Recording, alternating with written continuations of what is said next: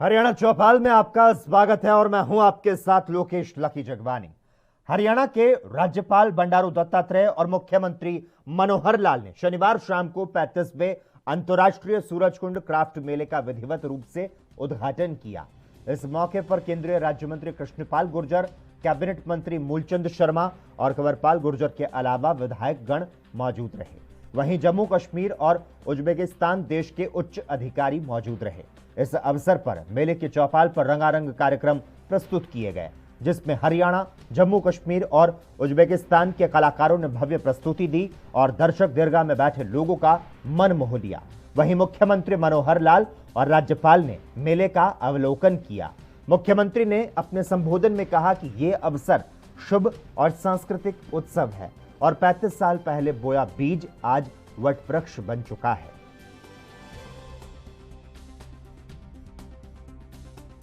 ये जो एक सूरजकुंड का मेला एक प्रकार का एक संगम है, विभिन्न प्रकार की संस्कृतियों का इतिहास। हमारा जो हम जानते हैं कि सभ्यता और संस्कृति, इसके लिए यानी जो मानव जीवन है उसमें हस्तशिल्प और हथकरघा इसका एक महत्वपूर्ण योगदान है।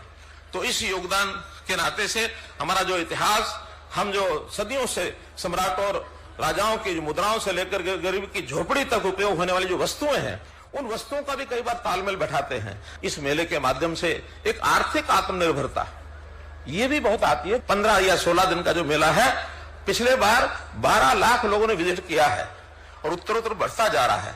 12 लाख लोगों का यहाँ आना, और हर कोई आता तो कोई केवल आनंद लेने नहीं आता, वो सामान भी खरीदता है। तो इतने सारे जो हजारों कलाकार हैं, इनके आर्थिक उपार्जन का भी एक प्रकार से साधन बनता है। आज ये अवसर न केवल एक शुभ अवसर है, बल्कि एक तरह से देखा जाए तो एक सांस्कृतिक अवसर है।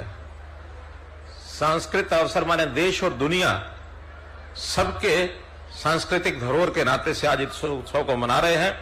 जिस जगह हम खड़े हैं ये भी कोई कम ऐतिहासिक नहीं है।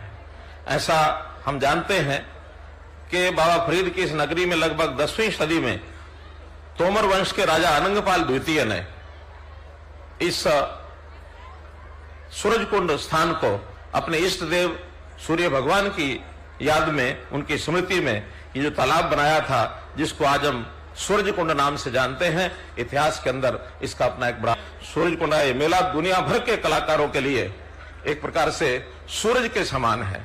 हमारा जो चिन्ह लोगो भी सूरज बना है, तो सूरज में एक शक्ति होती है, एक तप होता है। तो इस तप और शक्ति के समान इस मेले में आकर के और यहां से प्रेरणा प्राप्त करते हैं। आजादी का ये अमृत काल का एक और, जहां मां भारती के लिए अपना सर्वस्व न्यौछावर कर देने वाले अमर शहीदों और स्वतंत्रता सेनानियों की मधुर स्मृतियां हमें ताजा कर रही हैं, वहीं वसंत ऋतु में वसंती पावन हर देशवासी के मन में देशभक्ति का ये भाव ये मन में जागृत कर रहा है। तो इस नाते से इस अमृत महोत्सव में इस मेले का अपना एक विशेष महत्व है। हमारे जो एम्बेसडर हैं और जो भी विदेशी कलाकार हैं, उन सब का हृदय से आभारी हूं। मैं उनका स्वागत भी करता हूं, अभिनंदन भी करता हूं कि हमारे जो इस कार्यक्रम की सफलता के लिए इन्होंने अपना समय दिया है। और खास करके हमारा जो पर्यटन विभाग है और केंद्रीय पर्यटन, वस्त्र, संस्कृति, विदेश मामलों का मंत्रालय, उनका जो संयुक्त प्रयास जिससे ये मेला सफल होता है, उनकी भी मैं सराहना करता हूं। इस बार जैसा बताया गया कि जम्मू कश्मीर जो है वो हमारा एक स्टेट पार्टनर है, तो स्टेट पार्टनर के नाते से जम्मू कश्मीर की अपनी एक और बहुत ही, जिसको कहना चाहिए कि एक बहुत ही वहां की बेहतर कला, जैसे यहाँ भी हमने देखा है कि उनके यानी मेले में पश्मीना की जो शाल है वो हमने देखा है, दरियां हैं वो किस प्रकार से बनाते हैं, कलाकृतियां वो किस प्रकार से करते हैं। तो उनका जो इस प्रकार का ये जो काम है बहुत ही बेहतर है। जो हमारा थीम देश है उज्बेकिस्तान, तो उज्बेकिस्तान की भी कला हमने। हरियाणा ने खेल जगत में अपना वर्चस्व कायम रखते हुए खेलों को बढ़ावा देने के लिए श्रेष्ठ राज्य पुरस्कार प्राप्त करने में सफलता हासिल की है। लगातार 3 वर्ष के विजेता ओडिशा और अन्य सभी राज्यों को पछाड़कर हरियाणा ने यह पुरस्कार प्राप्त किया है। खेल विभाग के एक प्रवक्ता ने यहां यह जानकारी देते हुए बताया कि ACES sports star awards Hinduja group द्वारा आयोजित वार्षिक स्पोर्ट्स अवार्ड्स समारोह में राज्य के खेल मंत्री सरदार संदीप सिंह ने राज्य की ओर से खेलों को बढ़ावा देने के लिए श्रेष्ठ राज्य पुरस्कार प्राप्त किया। इसके अतिरिक्त हरियाणा के खिलाड़ियों ने राज्य के लिए 8 अन्य श्रेणियों में भी पुरस्कार प्राप्त करते हुए राज्य का नाम रोशन किया।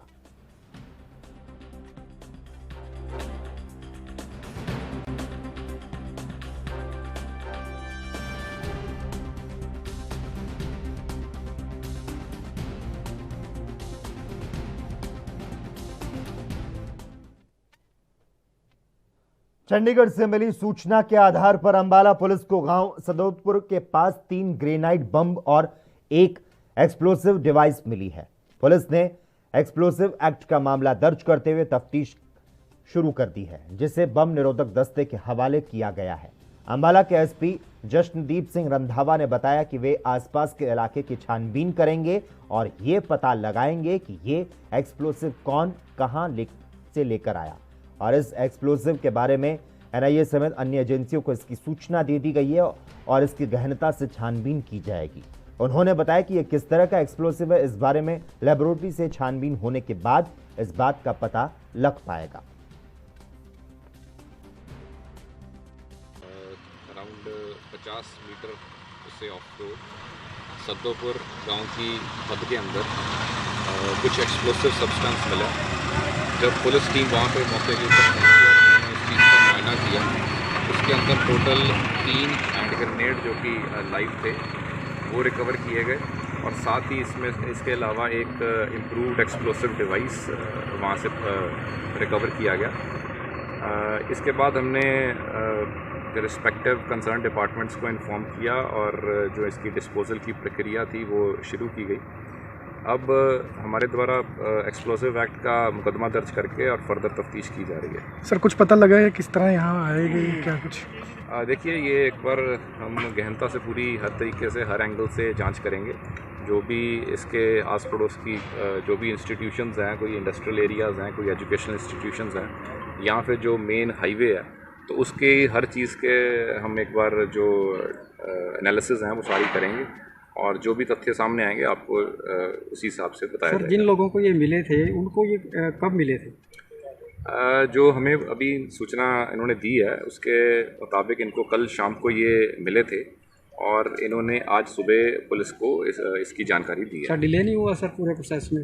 डेफिनेटली इसके अंदर डिले है, तो वो पूरी किन कारणों से डिले हुआ और वो हम हर चीज़ का एक बड़ी डिटेल के अंदर इसका एनालिसिस करेंगे। और जो इसमें एक्सप्लोसन है वो किस प्रकार का है सर इसमें? जो एक्सप्लोसिव है वो अभी हमने एनएसजी और एनआईए की टीम्स को भी हमने लिखा है और हम इसका एक बड़ी लेबोरेटरी से एग्जामिनेशन करवाएंगे और उससे ही आगे पता चल पाएगा कौन सा एक्सप्लोसिव। संभावना है मान के चल RDX की इसमें?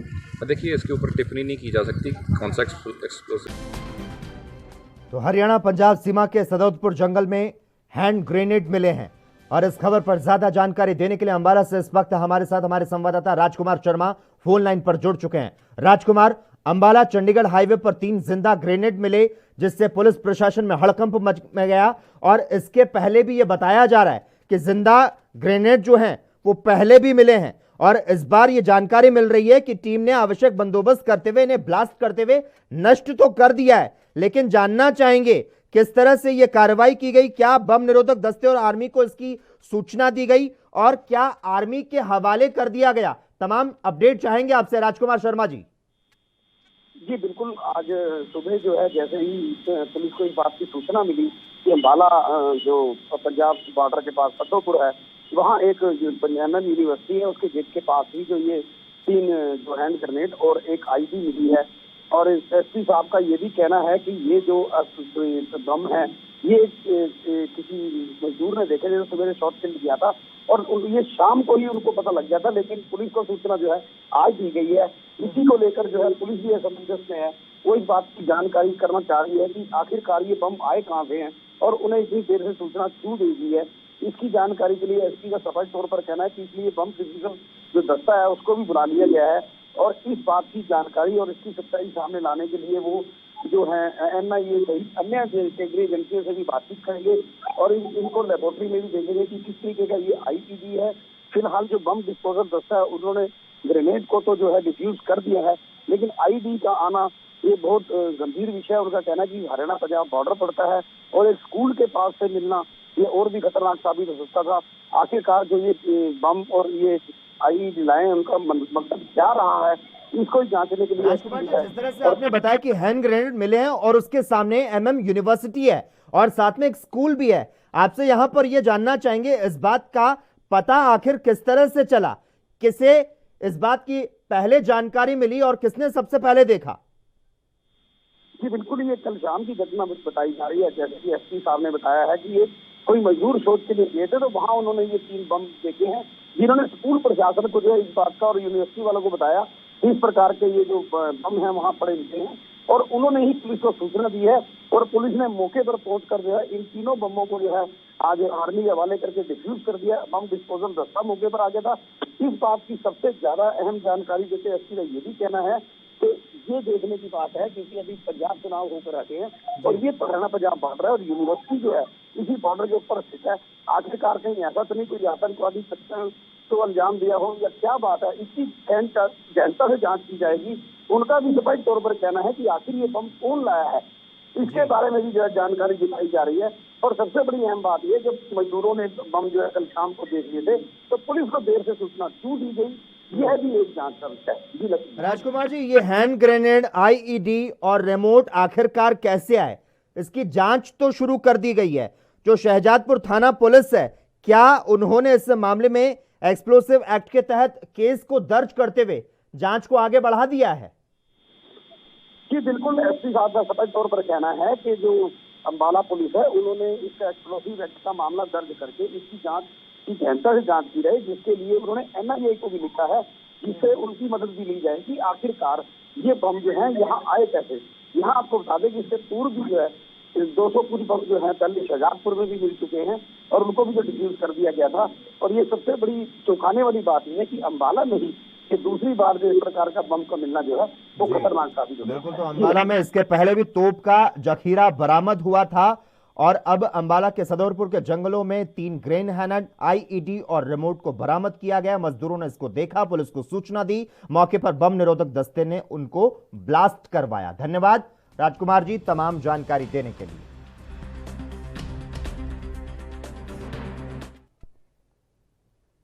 हरियाणा में नगर निकाय चुनाव अप्रैल के अंतिम सप्ताह में होंगे और ऐसे में आम आदमी पार्टी ने हरियाणा में सभी नगर निकायों के लिए आगामी चुनाव लड़ने का फैसला किया है।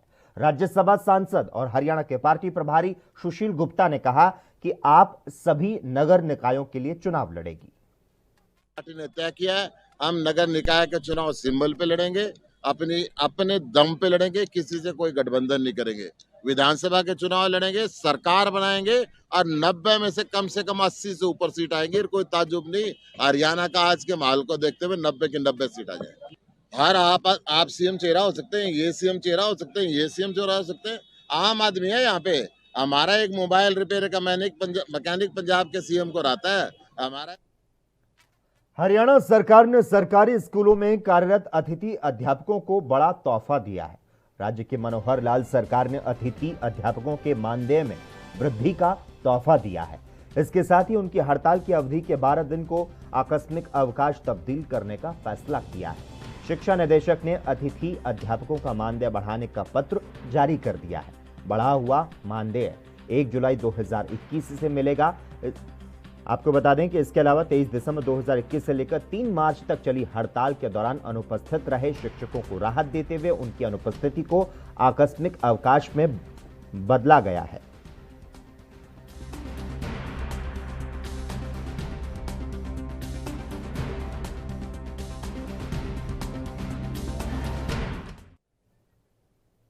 हरियाणा चौपाल में खबरों का सिलसिला लगातार जारी रहेगा। हम रुकते हैं एक छोटे से ब्रेक के लिए।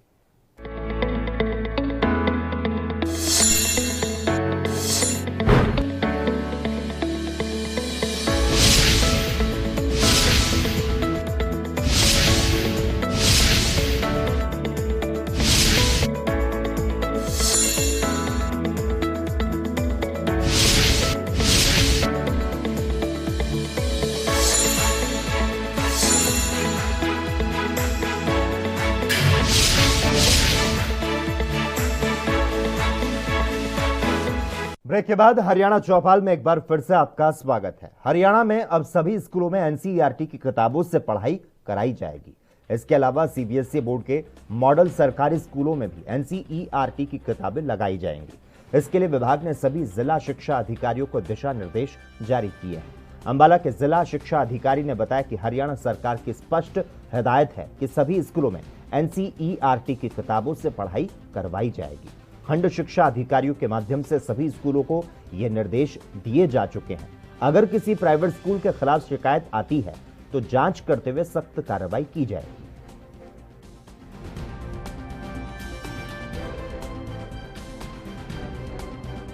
सरकार की स्पष्ट हिदायत है कि जो भी स्कूल हैं, सरकारी है या प्राइवेट है, सभी स्कूल्स में एनसीईआरटी की जो प्रिस्क्राइब्ड बुक्स हैं वो ही पढ़ाई जाएगी। उन्हीं के द्वारा पढ़ाने के सभी को निर्देश ऑलरेडी बीओ के माध्यम से दिए जा चुके हैं। तो सर प्राइवेट स्कूलों किस तरीके से इसमें डील करेंगे, कैसे बताएंगे? ऐसी कोई कंप्लेंट हमारे पास नहीं आती है। यदि फिर भी कोई बीओ के माध्यम से या कोई पेरेंट्स के माध्यम से कोई कंप्लेंट आती है तो उसकी हम बाकायदा जांच करा के और उसके ऊपर जो भी निर्णय लिया जाता है, जो भी एक्शन बनता है वो लिया जाता है तुरंत। तो सर जो किताबें सरकारी स्कूलों में लगी हुई हैं, क्या वही किताबें लगनी चाहिए?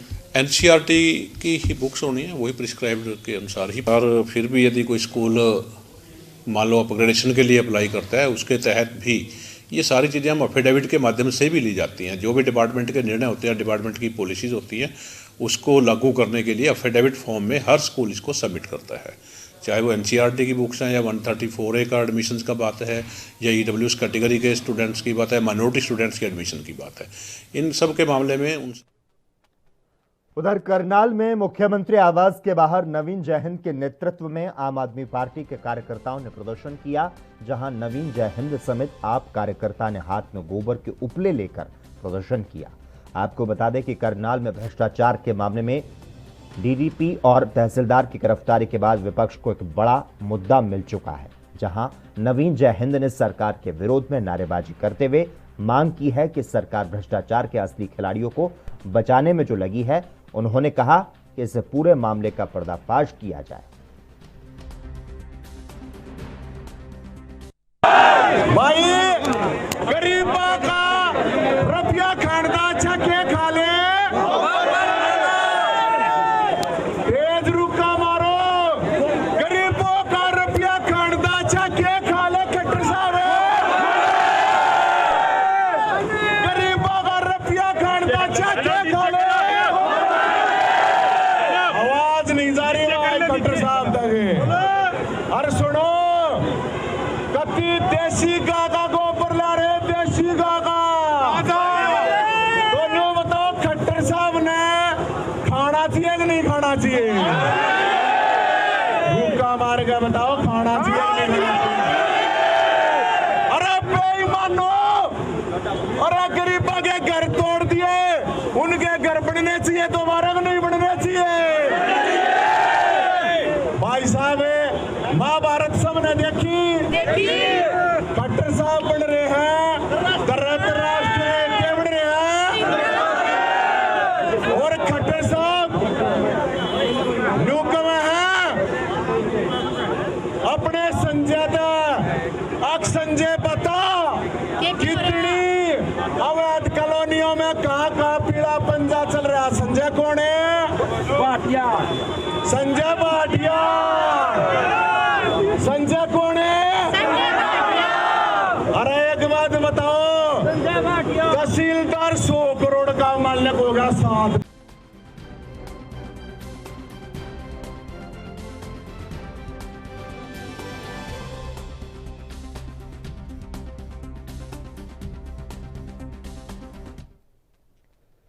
उधर हरियाणा के सोनीपत में रोहड़ गांव की 5 एकड़ जमीन में बनाई गई फिल्म सिटी को तहस नहस कर दिया गया है। आपको बता दें कि करीब 15 साल की कड़ी मेहनत और काफी निवेश के बाद हरियाणवी कलाकार अन्नू कादियान ने इस फिल्म सिटी को तैयार किया था, जिसे अवैध निर्माण के चलते प्रशासनिक कार्रवाई कर दिया गया। और वहीं आपको बता दें, इस मामले पर कलाकारों का कहना है कि जब फिल्म सिटी को बनाना शुरू किया गया तब विभाग के अधिकारियों ने इस निर्माण के अवैध होने की जानकारी नहीं दी थी।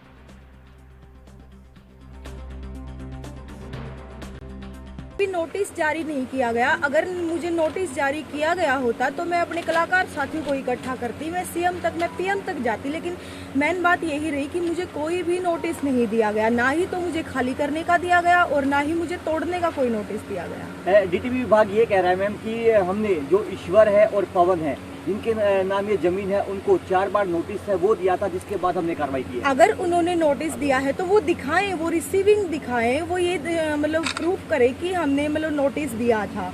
उन्होंने कोई नोटिस नहीं दिया। शुरू में आज से 1.5 साल पहले एक शो कोर्स उन्होंने दिया था, जिसका रिप्लाई हमने एडवोकेट के थ्रू कर दिया था। एक लिख मैं प्रशासनिक अधिकारी से ये कहना चाहूँगा आपके माध्यम से, वो इधर आके पहले नोटिस भेज सकते थे, अनुजी करेगी नोटिस नहीं आया।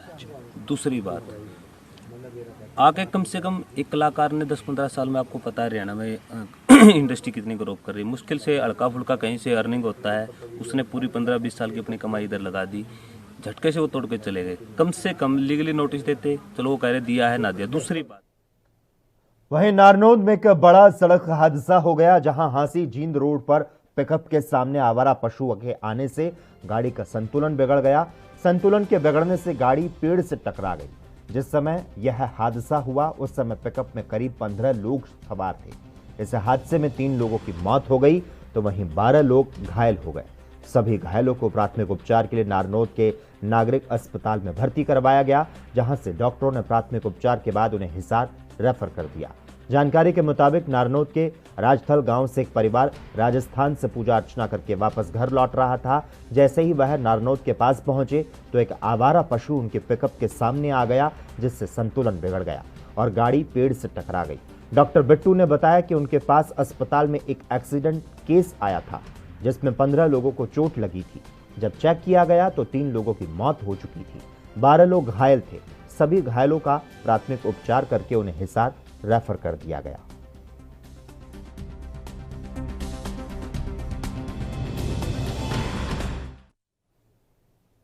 हरियाणा के तोशाम में अच्छे उत्पादन और ऊंचे भाव मिलने की आस लगाए बैठे क्षेत्र के किसानों ने रबी के मौसम की मुख्य फसल सरसों की कटाई जोर शोर से शुरू कर दी है। कटाई के दौरान किसानों में भारी उत्साह दिखाई दे रहा है। महिला और पुरुष सभी फसलों की कटाई में जुटे हुए हैं। अच्छे मौसम और बीच में हुई अच्छी वर्षा की वजह से किसानों को काफी उम्मीदें हैं। किसानों का कहना है कि इस बार मौसम अनुकूल रहने से अच्छी फसल की उम्मीद दिख रही है।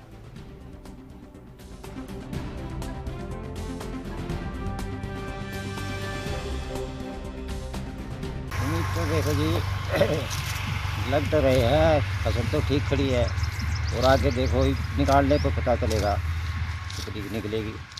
तो इस बार जो ना मौसम सही रहा है सर? मौसम बिल्कुल साफ रहेगा, ठीक ठाक, बारिश की टाइम पे सही था। तो उम्मीद है कि अच्छा उत्पादन है। अब पैदावार तो अच्छी लगा है और देखो प्रति एकड़ आपको सरसों की फसल से देखो तो ठीक है, ये बीच बीच में तो पेड़े उड़ रहे हैं, देखो दिखने लग रहे। तो उम्मीद है कि अच्छी फसल हो जाएगी इस बार? उम्मीद तो है। भाव भी ठीक बताओ है, भाव ठीक जा तो अभी तक ठीक चल रहा है? हाँ तो ठीक बताओ। 7.5 का बोला था जनो, बोला तो नहीं था 7.5 का है। कितना 1.5 किलो है, देखो जो पर जा तो।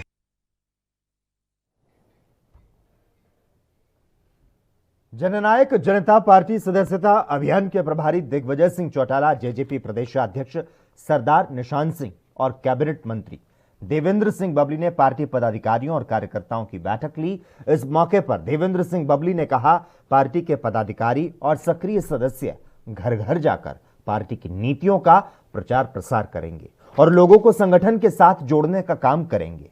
उन्होंने कहा कि बुजुर्गों, युवाओं और महिलाओं में जननायक जनता पार्टी के साथ जुड़ने को लेकर पूरा उत्साह है। पिछली 13 तारीख को हमारे राष्ट्रीय अध्यक्ष माननीय डॉक्टर जय सिंह चौटाला जी के जन्मदिन को चलाया गया, पार्टी को स्ट्रेंथनिंग करने के लिए और लोगों को हमारे पार्टी में जोड़ के पार्टी को मजबूत करने के लिए। और अगली 13 तारीख तक का इस पर समय है, तो उसके संदर्भ में हमारी मीटिंग थी। हमारे जितने पदाधिकारी, हमारे जिलाध्यक्ष हैं, हमारे हल्काध्यक्ष हैं, हमारे जितने विंगों के जो पदाधिकारी हैं, सबके साथ आज बैठक ली है और इनसे रिक्वेस्ट की है भी आप गाँव में जाएँ, घर घर में जाएं और लोगों को पार्टी के साथ जोड़। देखिए, जहाँ तक मेरी नॉलेज में है, जो हमारे पूरे देश में एक जल जीवन मिशन के तहत हर घर जल और हर घर नल जो केंद्र सरकार के द्वारा एक चलाया गया, हर स्टेट के अंदर वो चला। हरियाणा प्रदेश के जो हमारे पास पिछले दिनों हमारी एक मीटिंग थी, उसमें जो चर्चा में आया, करीबन 80% जो साफ़ सुथरा पानी नल के द्वारा हर घर दिया जा चुका है। फिर भी अगर आप लोग कहीं पर्टिकुलर किसी गांव की समस्या है, हमें बताने का काम करें, उसको दूर करने का काम करेंगे। देखिए, उनका तो यही धर्म बनता है। अगर विपक्ष में वो ये नहीं कहेंगे तो क्या कहेंगे? बहुत बढ़िया सरकार है, सारे काम अच्छे अच्छे कर रही है। उनका धर्म, वो विपक्ष का धर्म अपना निभा रहे हैं, उनका यही बनता है कहना। कुछ दिन पहले तो देवेंद्र सिंह गोगरी भी यही कहते थे कि सरकार सही तरह से नहीं चल रही। हाँ, जहाँ मुझे दिक्कत लगती है वहाँ मैं बोल देता हूँ, आज भी बोल देता हूँ, बतौर मंत्री बोल देता हूँ, बतौर विधायक भी बोल देता था। लेकिन अगर किसी काम को कहीं शुरुआत की गई, आपने जो ग्रे वाटर की मेरे से बात की थोड़ी देर पहले, 66 में हरियाणा बना, ये प्रपोजल, ये सरकार बीजेपी के साथ जब तो हम सहयोगी भी नहीं थे, जब का प्रपोजल है। हालांकि उस पर काम उस गति से नहीं हुआ। मैं कह रहा हूँ, मैं आज मंत्री हूँ डिपार्टमेंट में। अब 3500 के आसपास हमने टारगेट दिया आने वाले समय में, जो ग्रे वाटर की मैनेजमेंट को हम हरियाणा प्रदेश के अंदर जो पुरानी 50 साल की समस्या उसको दूर करने का काम ये सरकार करेगी। और उसका हमारे माननीय मनोहर लाल जी, मुख्यमंत्री जी को वेटलैंड की जो स्कीम्स मैं बता रहा हूँ, अभी इस बजट सेशन में 3500, वही जिक्र मैंने आपको किया अभी, उसी को लेकर है, उसको धरातल पर लेकर आएंगे। और बहुत जल्दी आपको ये जो हमारे ग्राम पंचायतें हैं या बड़ी आबादी के पंचायतें जहाँ ये पानी का ज़्यादा भराव है, इसको दुरुस्त करने का काम सरकार करेगी। जिस तरह से विधानसभा में हुआ और जो है दादा की बात करें, जिस तरह से दादा ने कहा कि अब अगला टारगेट हरियाणा का है पार्टी का, तो क्या देखिए, दादाजी के अपने अपने देश में, देश आज़ाद है, लोकतंत्र है, सबको अपनी बात रखने का, वो उनके विचार हो सकते हैं। लेकिन हरियाणा प्रदेश की राजनीति को आप भी जानते हैं, 1966 से लेकर आज तक सेंटर के साथ हमेशा सत्ता में हरियाणा सरकार बनी है। और हमेशा से हरियाणा, जब से हरियाणा बना है, सेंटर की सरकार के साथ सत्ता में। और इसी के साथ ही हरियाणा चौपाल में बस इतना ही। तमाम अहम खबरों के लिए लगातार आप जुड़े रहिए हमारे साथ और देखते रहिए ANB न्यूज़।